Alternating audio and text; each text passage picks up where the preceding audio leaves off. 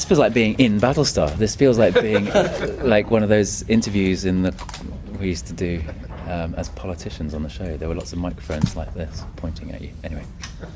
Well, starting with a really safe, easy one to begin with, how does it feel to be here meeting fans at London Comic Con? It's always really amazing. Every year that goes by, that is another year since we stopped actually making Battlestar and it stopped being on the telly. You always wonder what you're going to get when you come to a massive room full of people who are obsessed with all the new shiny things that are out there and the wonderful stories that are being told in television and film and on YouTube and in Vines. God rest its soul. So yeah, it's just amazing to be still current and to meet people that just started watching the show last night or finished it last night, and to know that what we thought was a television show wasn't. It was just a long form story that people are continuing to discover and enjoy. That's the most amazing thing, I think. And why do you think, of all these shows, Battlestar in all its different iterations is one that has lingered so long and so enduringly in fans and public consciousness?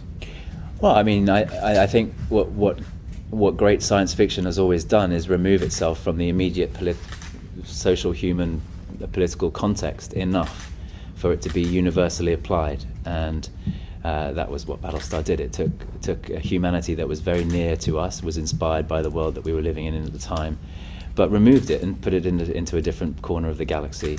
And just that step of doing that means that it's always going to be relevant. If the writing's good and the acting's good and the sets aren't bad and the visual effects don't look too dodge, then I think it will always feel immediate, hopefully, because it's really about what it is to be a human being in a big, scary, empty galaxy, and to wonder what we're here for, and to what we're here for specifically in a context where we've created something that's arguably better at being human than we are. And that's part of the dialogue. You read it in the papers every single day, artificial intelligence and how boundaries are being pushed, and how we're getting ever closer to the idea of a conscious machine. And once that happens, where does that leave us? And whilst the reality of that may not be as sort of as threatening or as baroque or as scary as the extinction of humanity by these sort of moustache twirling machines, nevertheless humans are becoming more redundant. I think just in the workplace, there's not as much for us to do, and there's more of us, and where does that leave us? Questions like that, and Battlestar dealt with those issues very dramatically, took it to their logical conclusions, and created great drama out of it. So I don't see how it becomes relevant if the acting style doesn't jar or the effects don't great. Then I think these stories will last forever. Can you tell us about any upcoming projects that you have? Yeah, I've got a few.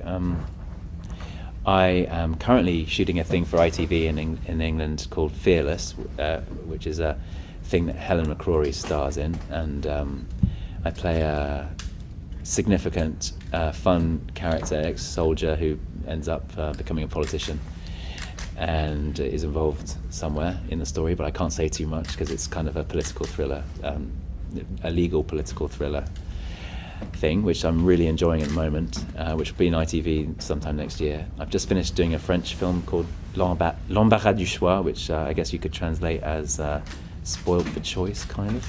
Anyway, French romantic comedy in French, which has been just amazing. Big French comedy director, big French actress star that I play opposite, and it'll be a big deal in France, but probably won't translate beyond France. But I live in France these days, so that was a big deal for me. I did a telefilm in Bulgaria called Crystal Inferno, which is a take on the Towering Inferno, and I don't know where that's going to end up airing, but those are the three things that I've been doing recently. How do the acting industries differ when working in these different countries? It's remarkably similar, to be honest. I think acting always comes down to pretending really well.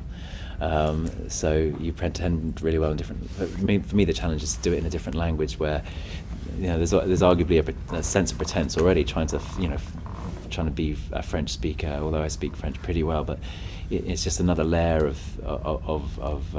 obstacle you have to get through to connect with some sort of inner truth. But when you're using a language that's not necessarily your way of expressing yourself, it's an extra challenge. But the character I was playing was Scot, so I had a Scottish accent and then speaking French. So there's lots of layers. But the actual Inverse of Highlander. yeah, well, yeah, no, it's a different world from Highlander, but yeah, the similar thing.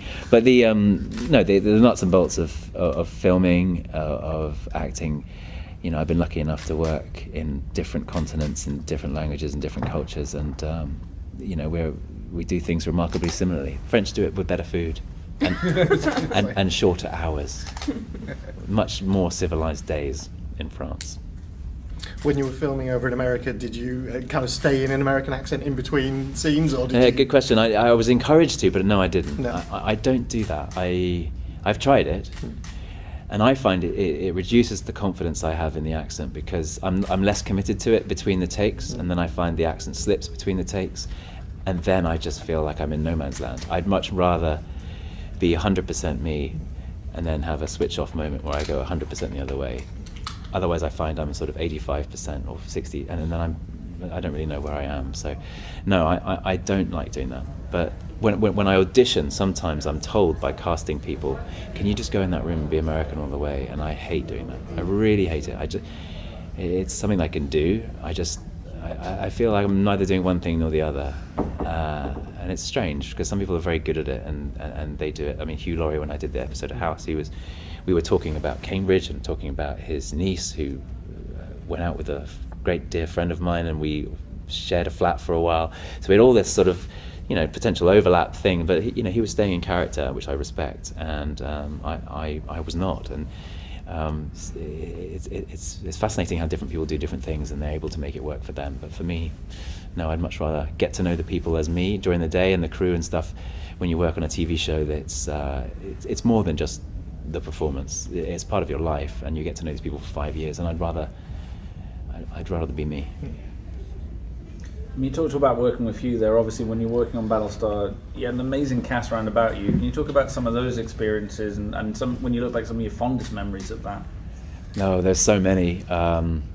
You know, at the beginning, there was it was strange, because you know, you pick up this project, this title that I had been familiar with as a kid, and it feels childish. And then you see an actor of the stature of Edward James Olmos tell you it's the most important story he's ever worked on, and then you go, oh, well, that doesn't make any sense, because it's kind of goofy. And then you had to assimilate what Mary and Eddie were bringing was a real, obviously, pedigree and a seriousness and a commitment to it.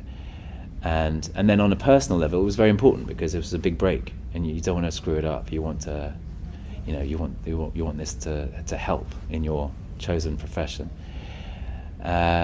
So, you know, they changed it, you know, immediately. Just the way they brought a sense of gravitas to the subject matter, and I'll never forget the day that Eddie, we were being walked through the sets, and he just wanted everything messed up, like these beautiful science fiction shiny sets. He wanted them all messed up, and they said, "Hey, we're going to do that." He said, "No, I mean, really messed up. I want this to be falling." And he walked around the whole place, and that was a sort of little image of what he did, you know, for us as actors. He just wanted everything to have that dirt under the fingernails, and from the performances to the costumes to the look of the whole thing. So many memories of, you know, different days and watching different performances, and we all grew up. You know, the younger actors all, you know, grew up on that set. There were 5 years of my life that took me from being single to having 3 kids and married, and same, you know, my friend James Callis also had 2 kids during the shoot. You know, we changed during the whole process, and the show changed us, and the people we worked with changed us. Michael Reimer changed me as I remember at the very beginning, he sat us down and said, "Let's talk about your character, and let's talk about what we can do with this character." And no writer or director had ever asked my opinion before, ever. You know, working in Britain, I was just told to read the lines and, you know, not screw up and hit your marks, and we'll go home afterwards and have a pint in wherever we were staying. But yeah, so it was empowering, and Ron Moore too. By the end, you know, the writers were encouraging us to, you know, share ideas, and it was giddy. It was a really special time. Did you kind of see where the show was going? At what point did you realise how it was going to end up, and did it kind of match up with what your expectations were of it?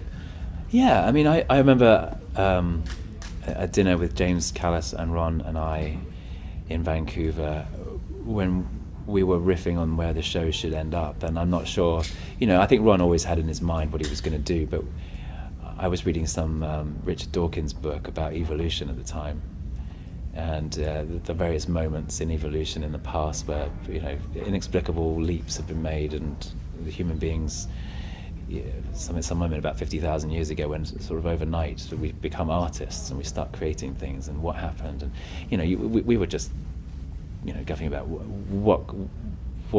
where our show could fit into the timeline of actual humanity, of our experience of humanity. And obviously there were many different arguments about whether it should be in the future or the past or whatever it was.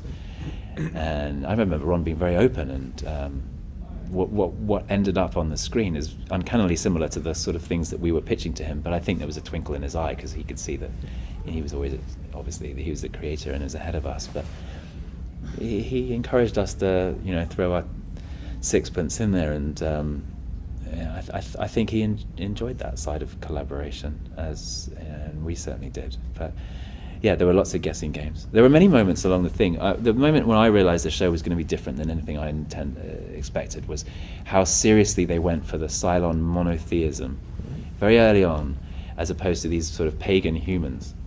I just thought that in America at that particular time, at any time in America, as soon as you make the baddies the guys who believe in one God, then you're spoiling for a fight somewhere. So, and it's always fun to be involved in a drama that's not scared to do that. And he wasn't scared. Ron wasn't scared. I've been talking about different sides to things. Obviously, you've talked about the cerebral side of the show, and I think that's definitely something that fans responded to. But within the fan base, there was also a real strong affection for the aesthetic merits of the cast. Oh, right. And I'm curious how you feel about having that kind of very different reaction from different sets of your fan base.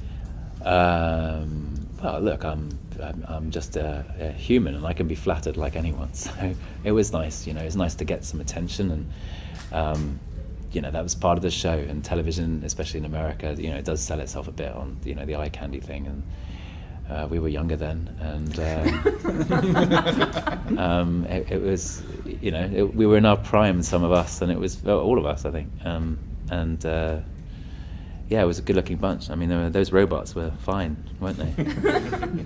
You're going to make a robot, you may as well make it, so it looks nice. As Apple did with objects, where we can't help but hold them and play with them and all the rest of it. Whereas, the remote controls of my youth were not very exciting. They were like these things. They were like too many buttons. Anyway, I digress. But yeah, the show had so many different aspects. Like, if you were into sort of politics and the nuances of what it is to try and be faithful to a democracy in wartime, then you could get off on that. If you were into social commentary at the time we were working, the current affairs, you could make all sorts of parallels. But if you just like dogfights in space and blowing shit up, then you could get into that too. And most of us like a bit of all of it. So it was there's a lot for everyone. The fans reflect that. You get some very thoughtful people who've really pondered, and it's reflected on the messages, and then you get some who just enjoyed it as an escapist adventure, and that's a wonderful testament to the creators and what they were able to do to provide something so multifaceted. I guess that kind of leads on to my next thing, is that each of the seasons had a very, very different thematic feel. Some were more politically oriented, some were more kind of combat rebellion oriented. Do you have a preference for which one of those kind of things that you enjoyed more? Did you enjoy the more political aspect of the show, or the running around with guns side of it? What was your? I enjoyed the more philosophical, political stuff. I have to be honest. I mean, I love the running around in the guns, and I love the Viper stuff because that's a boy's. It's just a dream. I'm flying a cool-looking spaceship in space. I mean, that doesn't get any better. And when you watch it back on the screen, and it is every bit as exciting as you had in your head, and it happens to be you in that thing, it's amazing, and it makes me smile to this day. But in terms of what I respond to, it was all those difficult. Every time a character that you love ended up doing something that, in the current world, people that you were told were the enemy were doing, I just love that. I love that idea of having to inhabit somebody else's circumstances and having to make a sense of them when we can't. So for me, there's like season 3, I guess, or the stuff on New Caprica, which I wasn't really involved in. I just thought it was brilliant. And the rigged election and the expediency of the characters that you knew were the good guys, but they were doing things that bad guys do to win. They were winning at all costs because they knew that they were the ones that should win, and that we'd be better off if we did, and sacrificing ends to means, or means to ends, whichever way around. So yeah, it was all those bits that really got me going. We've talked a lot about technology and AI and things like that, and I see there's a 360 camera on the table. Is that what that is? That is. I've been looking at it. It is a 360 camera. Sadly, I believe it's just run out of It's battery. very pretty. But I am curious to hear your thoughts in terms of how you think technology is going to impact performance art and your industry as a performer.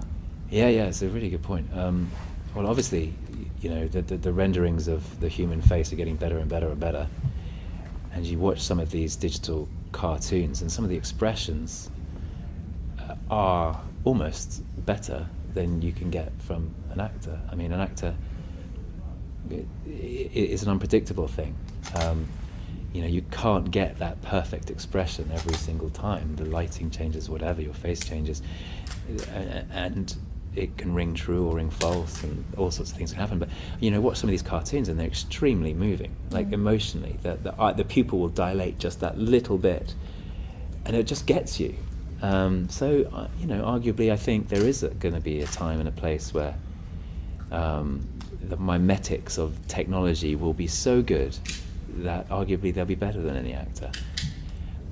But the one thing I just think you can't replace in humans is that element of chance, of surprise, that you would never predict logically in terms of behaviour.